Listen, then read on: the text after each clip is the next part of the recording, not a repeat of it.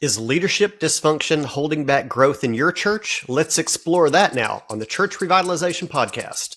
Hello, and welcome to the Church Revitalization Podcast, brought to you by the Malphurs Group team, where each week we tackle important, actionable topics to help churches thrive. And now, here's your hosts, Scott Ball and AJ Mathieu. Welcome to the Church Revitalization Podcast. My name is Scott Ball. I'm joined by my friend and co-host, AJ Mathieu. Day. All right, AJ, we're talking about leadership dysfunction today. What a great topic. This is, you might say, leadership dysfunction isn't just about bad decisions. It's the silent killer of church growth that many people don't want to talk about. And so today we're going to be kind of diving into some of these uncomfortable truths about how leadership problems directly impact your church's ability to grow. And they're not just organizational issues. These are spiritual barriers that prevent churches from living out the Great Commission. So we want to identify these things and root them out. So we've got four common dysfunctions, and we're going to explore these four things today. Yeah, it's really, it's an unfortunate topic. Scott, a long time ago, we did an episode about toxicity, pastors that are toxic, and it's one of the most watched videos that we have. And I just find that to be really sad. And most popular articles on our website and all kinds of things. Oh, no. Sorry, did thumbs up. We got thumbs ups on the video. Oh my goodness. But yeah, I've just always felt like it's just sad and unfortunate that that's one of the most popular topics because people are searching it and then they find that episode. And so this is kind of along those lines again. But it needs to be talked about because we want churches to be healthy. But I don't know how else to say it. It's an unfortunate, necessary topic. Yeah. Well, hey, before we hop into these four things, I want to just give a quick shout out to Healthy Churches Toolkit. There's lots of, if you're like, man, we want to improve our leadership, we want to get better, we don't want to be dysfunctional, we want to get on the same page. And we're going to be talking about a lot of these, as we talk about these issues today, a lot of these solutions revolve around building a leadership pipeline and getting a healthier leadership culture and building a shared vision for the future. And there's a lot of resources in the Healthy Churches Toolkit that can help you do that. And you can get 7 days for free. Go to healthychurchestoolkit.com, register, get access to all the goods, and you get access to leadership coaching as well. Unlimited leadership coaching with all Plus accounts. So if you're like, hey, I just need someone to bounce ideas off of and get advice and input from, when you sign up for a Plus account in the Healthy Churches Toolkit, you get access to unlimited coaching from our team. So check it out. Go check that out. During normal business hours. You get access to a calendar. We don't have a 24/7 call center. So, yeah, that's right. Yeah. No, but you get access to a calendar and you can set up meetings. Yeah. That is a good value. All right. Our first topic that we're going to talk about today, our first point, is poor conflict management. And this is just evident in a lot of situations. Churches are no strangers to conflict, right? Everybody listening just gave an amen on that one.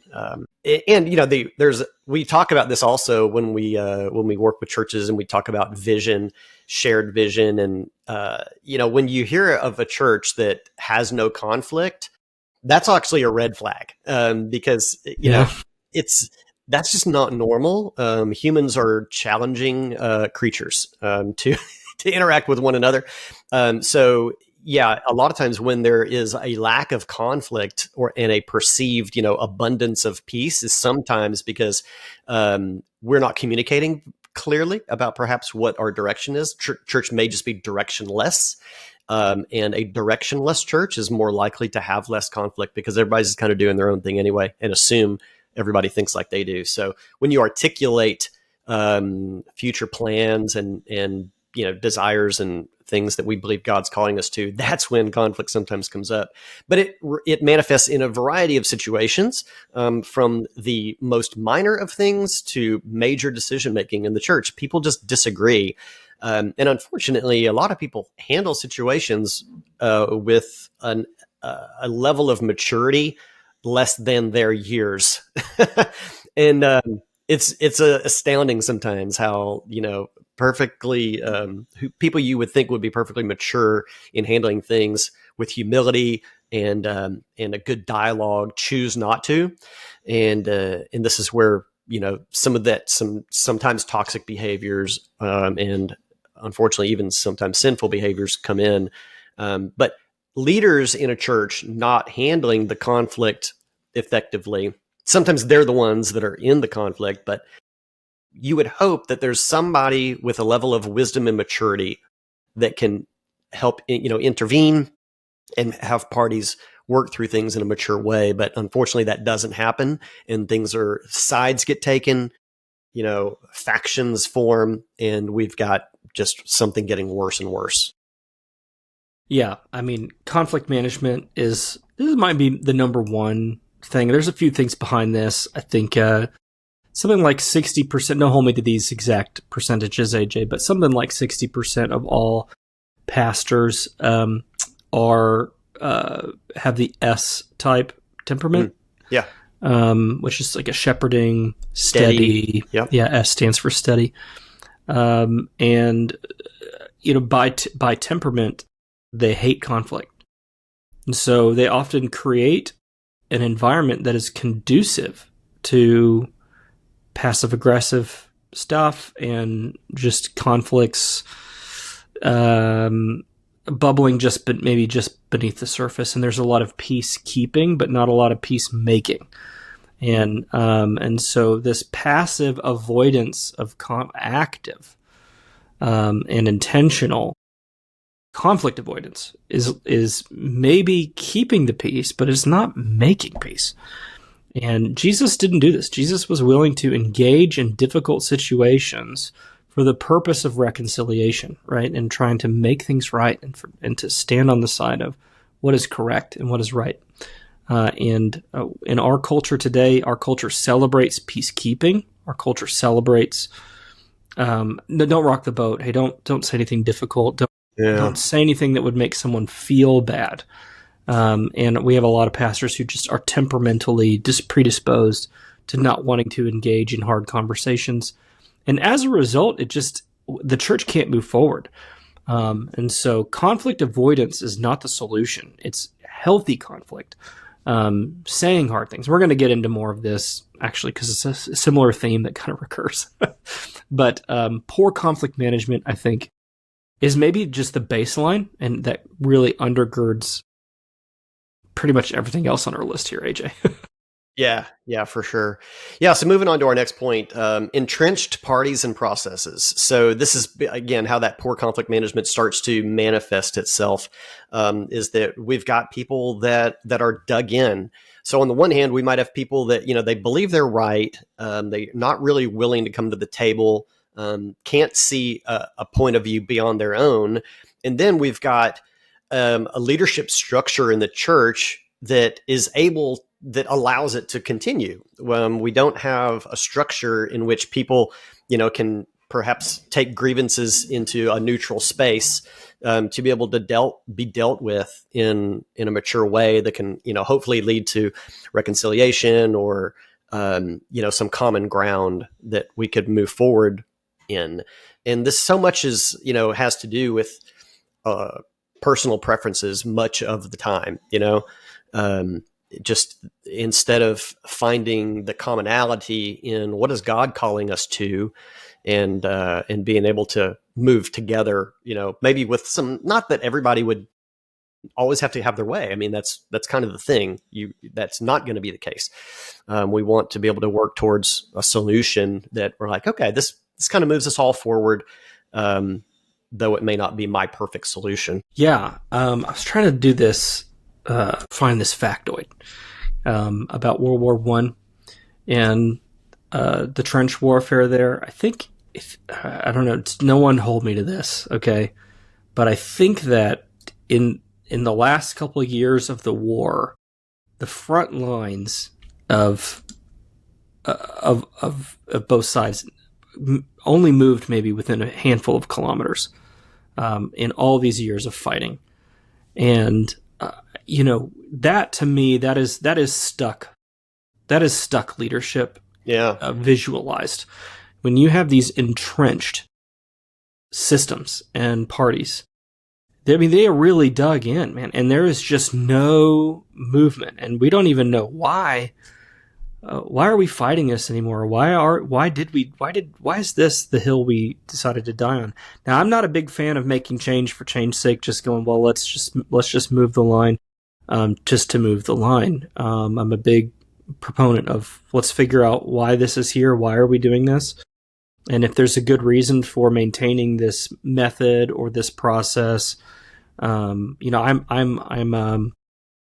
think you and I both, AJ, are on the record on this podcast of saying, we maybe went away from Sunday school too quickly as a culture. So, I think there's some room to say not every old idea is a bad idea, but we also should not become so committed to our trenches that we don't know why we do things anymore.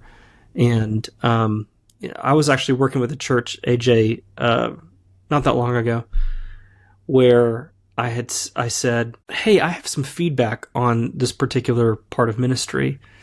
And the person I was talking to said, I don't even want to hear it until this person isn't a part of, this ministry or isn't leading this part of the ministry anymore. There's really not a point in hearing any feedback.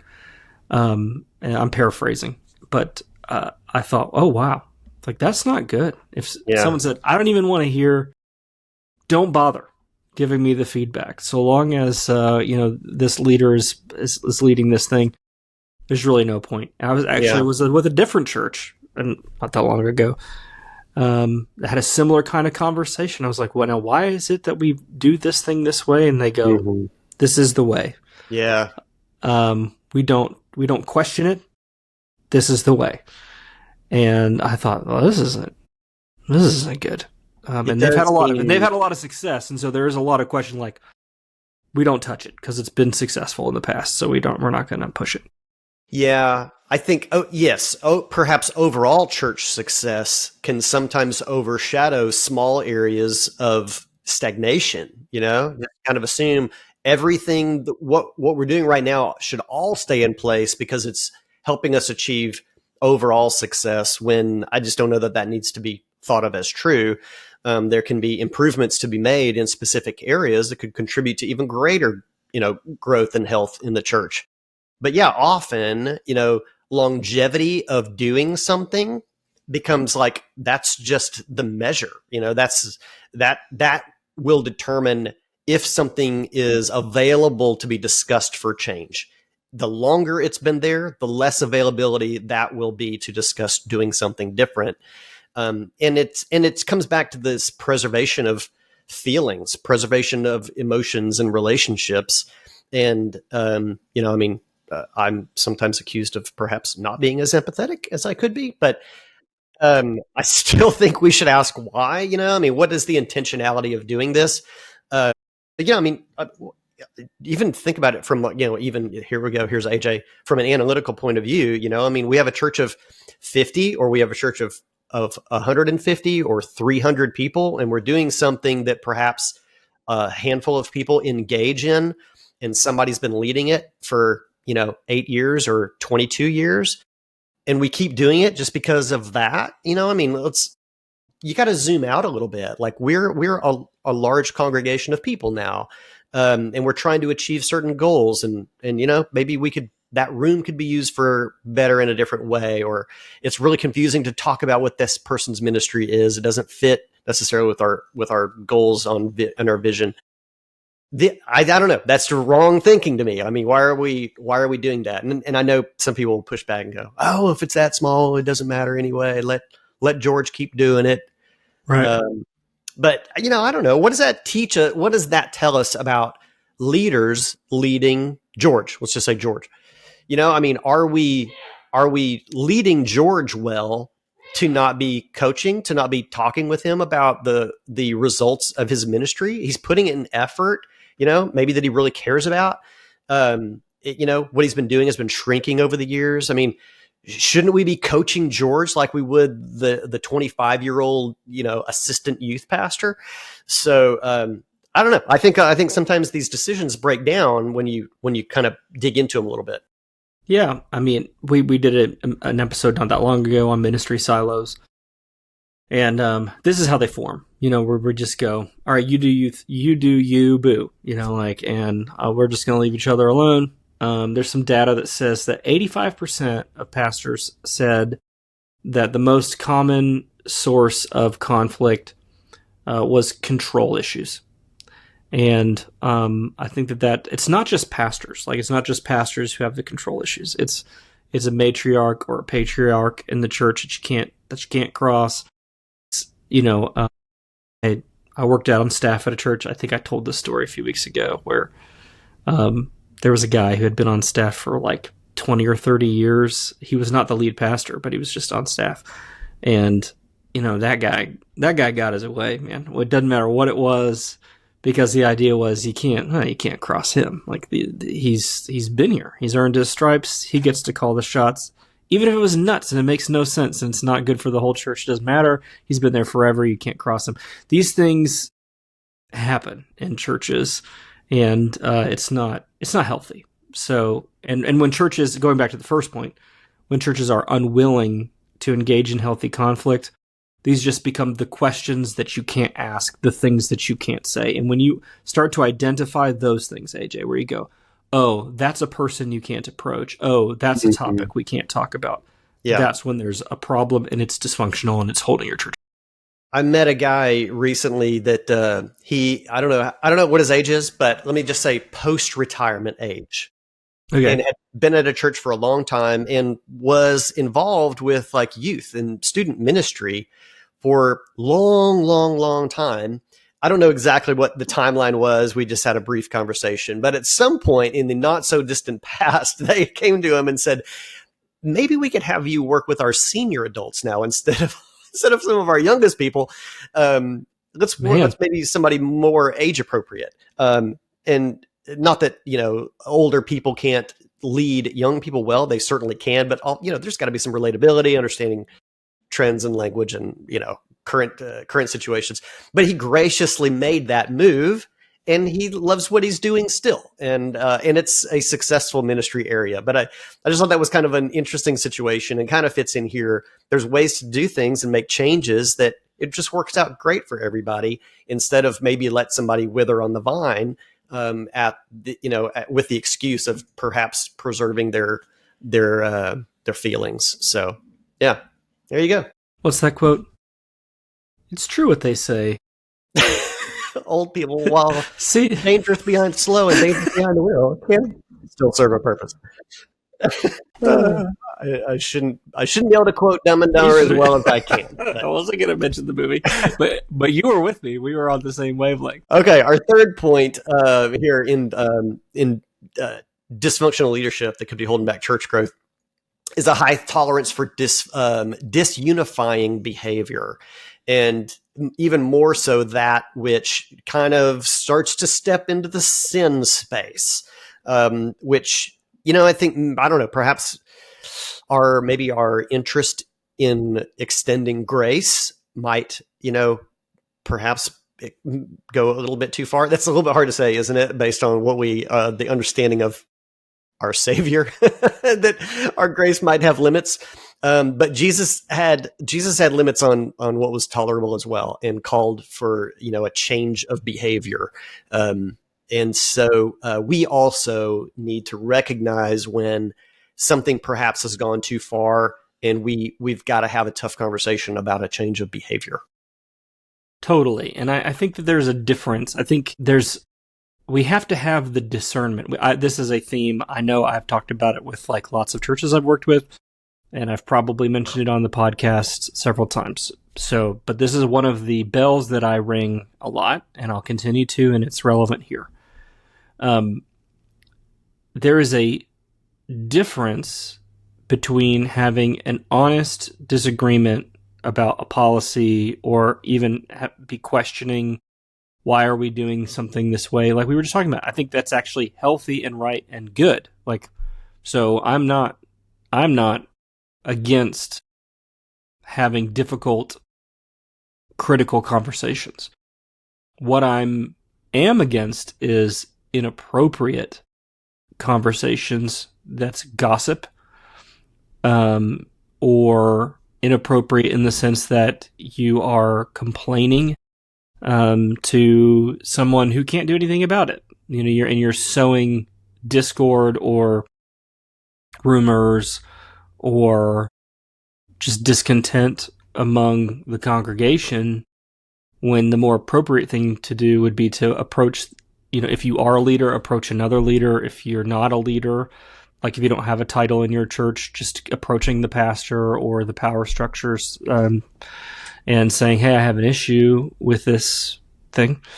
I do have a problem with that behavior, that sinful behavior of sowing disunity. It's on the list of things that God says he hates, right? And in Proverbs 6, a lying tongue, hands that shed innocent blood, a heart that devises wicked plans, feet that make haste to run to evil, a false witness who breathes out lies. And the last one is, and one who sows discord among brothers. And it's the thing that Jesus prays for in John 17, right? That there would be unity among, that they would be one, that the brothers would be one.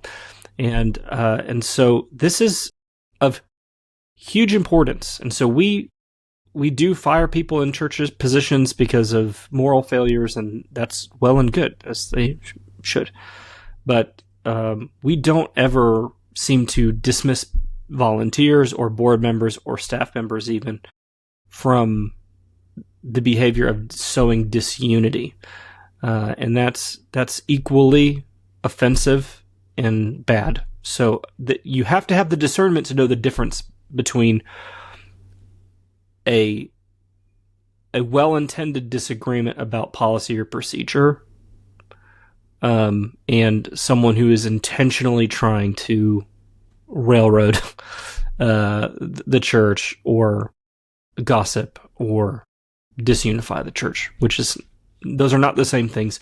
And when you're on the back end of a criticism, AJ, it can feel like someone is attacking you. And so that's why it takes discernment to go, is this person attacking me and sowing disunity, or are they just disagreeing with me and we need to have a conversation? And I think you can overreact, I guess. But what I more often see is that churches make excuses for people who are sinning. And that's not good. Yeah, absolutely. It's not about grace. I mean, there's grace. There's plenty of grace. I mean, you said we should be less gracious. I think we should be plenty gracious if someone says, hey, I did this and I shouldn't have. I'm sorry.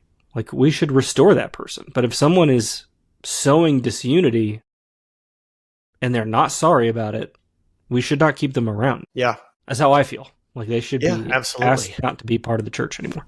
I mean, I think it's a good practice, and it's a biblical practice for people to go to the source of things. I mean, don't make end runs. Don't, drop little things, little hints to other people. If you've got something with a brother or sister, go to them and have that conversation with them. That's the quickest way to solve issues like that. And making it public, because sometimes a little minor public, like still within the body, can even go out beyond the body, and become public outside the church. And that's where, it's of grave importance. So the prayer in John 17 is of grave importance because, I mean, Jesus gives a reason for the necessity of unity in the church, and so that the world would know that he was sent by the Father, that he loves them, and that he wants them to be a part of, his body and his family. And so disunity in the church that leaks outside can result in somebody's eternal damnation. If you really want to carry this out to the extreme, disunity in the church can keep people from seeing Jesus for who he is. And that's a pretty significant consequence. So unity is a big deal. Yeah, and not to belabor the point, because we need to move on to the last point here. But I mean, when people talk about church hurt and things like that, which I think is largely overblown to some degree. People not taking personal responsibility. But it's a real thing. Churches really do hurt people. And I think a lot of it has to do with these three things we've talked about so far. Like a lack of willingness to engage in healthy conflict. The fact that there are power structures in place that are really entrenched and don't listen. And that we allow disunifying behavior to happen, and people gossip, and people are, and we don't openly address these things. These all lead to hurt and pain. And to your point, AJ, there are some people, especially those who are spiritually immature, that cannot handle this. And it just, going to the parable of the sower, like these are the seeds that fell on that thorny ground that spring up quickly, and then when troubles come, they're choked out by it. And like, far be it from us that we would be the thorns that would choke out the faith of a young believer, where the gospel is just starting to grow. So, this is really important. Yeah, wisdom and maturity, I think, should in us put us in a posture of maybe asking first, or closer to the beginning of, what responsibility do I have in this? What part have I played in this? I mentioned at the top of the show, our previous toxic pastor episode, and we get emails about that. I mean, I with some regularity get emails with stories that are they're terrible, but a lot of times it's, I've been to 3 different churches. Yeah. People seem to have toxic pastors everywhere they go. Mm-hmm. It kind of makes you wonder a little bit, that's a hard thing to admit, to be like, is the toxic pastor in the room with us right now? Like, if you go to 5 different churches and there's a toxic pastor at all of them, every single one. Yeah. What's the common denominator there? Yeah. It's like having 5 divorces. It's like, man, you can't pick them. I can't pick very good ones. Like, it's like, wait, hold on. You are half of the spouse, half of the spouses in all of these marriages. Yeah. I shouldn't make light of that, but I'm not suggesting that church hurt isn't real. Right. Yeah. It is real. All the more reason for us to have healthy leadership cultures so that we can deal with things rightly. Exactly. And I'm suggesting that we don't. And it can compound. It can take something where someone has a legitimate issue on their own, and you're giving them now the green light to complain about your church because you didn't handle your end of the thing wisely. Right. Yeah. And so they deceive themselves and go, it's all them. Mm-hmm. They never dealt with their own stuff because you didn't handle your end of the leadership equation the right way. Yeah. We need to be introspective in all things. Yeah, for sure. Okay, our last leadership dysfunction point that could be restricting growth in your church, I would consider like dysfunction by omission, and that is a lack of shared vision in the church. Mm-hmm. I think healthy leaders that are pursuing something bigger than themselves, feel called by God to gather His people and move forward together, have got to communicate that well. That's got to be clearly defined. What's our vision? And also mentioned at the top, sometimes the churches that don't have conflict aren't pursuing a shared vision. And so, it's a little funny to say that, I don't know if you'd call that a double-edged sword. Like, we have peace, but we don't have vision. Now we have vision and we've lost some of the peace. I would contend, though, that a true God-focused vision that you've perceived God has established your church there to work on, you will have a strong majority of people that feel that way, see it, and want to pursue it together. And perhaps only those that don't maybe have a pure heart towards the things of God would push back against that. There's still going to be personal preferences, and that's fine. There's a lot of different places that people could perhaps get connected that's a better fit, but we've got to be a healthy leader. We've got to be pursuing a shared vision in the church. I was just, as you were talking, I was thinking, what's the difference besides age? And obviously age is the number one factor here. But Between me and you? no, I was going to say between the scouts and like the army. But there's badges. Uh-huh. There's training. There's camping.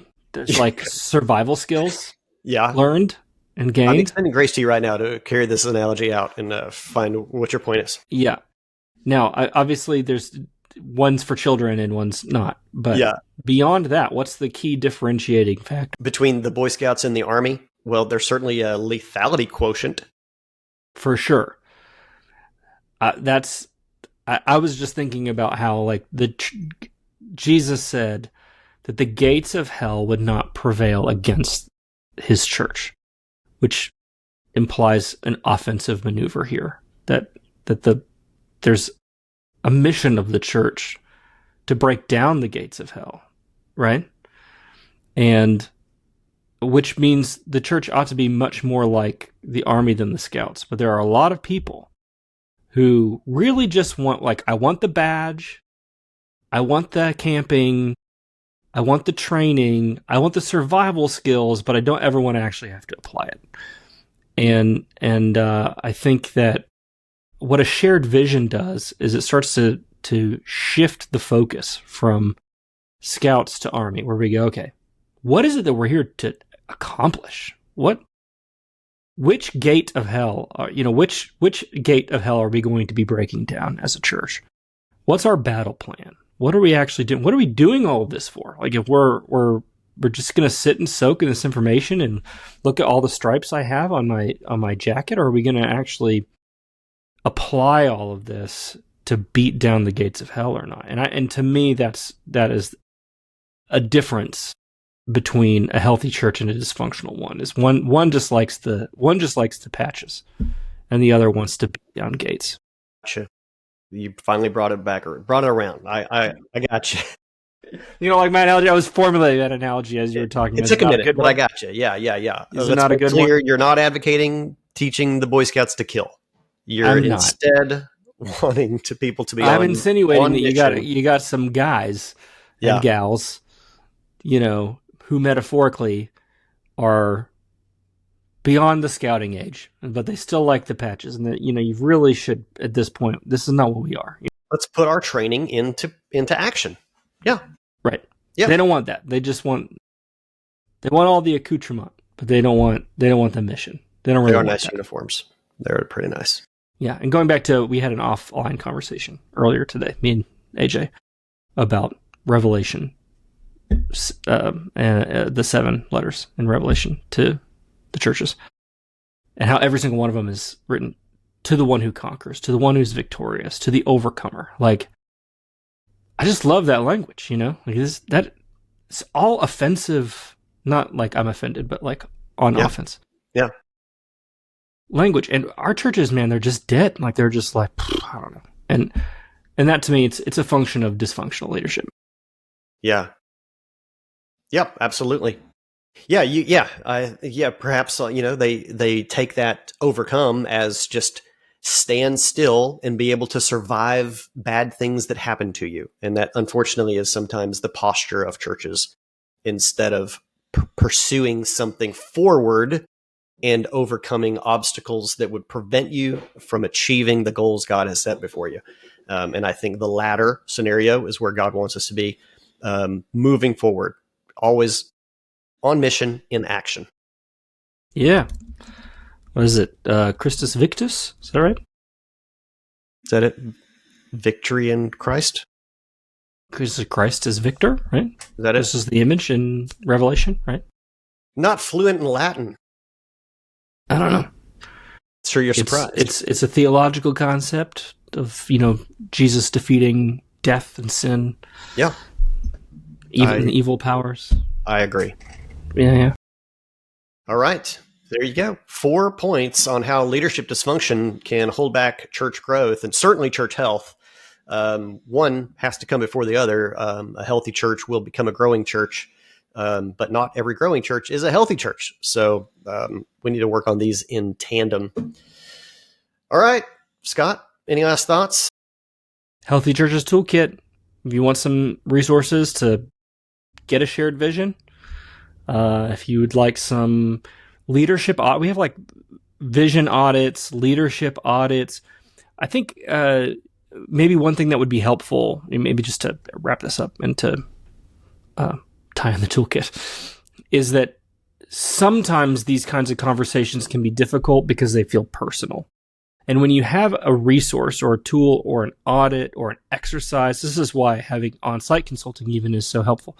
But when you have something third party or external to go through, it depersonalizes it. So then we can both be looking at something different. Like we can both be looking at the problem or the solution as collaborators rather than against one another. Yeah. And so, I really do.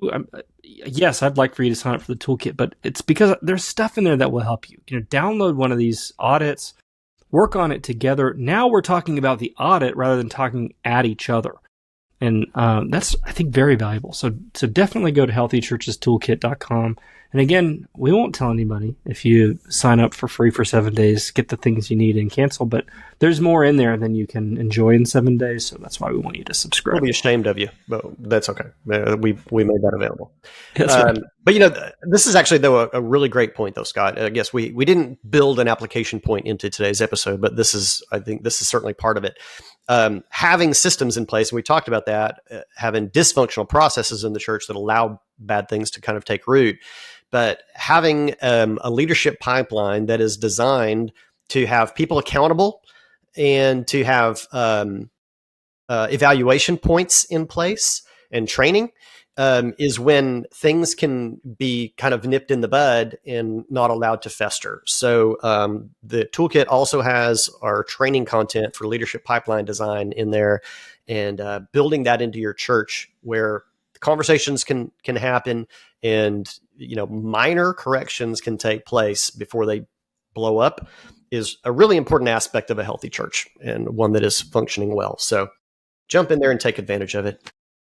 This was episode 279 of the Church Revitalization Podcast. So today's show notes are at malfirstgroup.com/279. Videos over on YouTube if you want to see our smiling faces. And we are glad that you were with us. We will be back again next week. We'll see you then. That's right. Hey, let us know what you think about this different music. Yeah? Oh, I haven't even heard it. I'm anxious to hear it. Yeah, we might try out a few things. It's been the same one for a long time. So let us know what you think about this Here it music. comes. Here it comes right now. Go right now.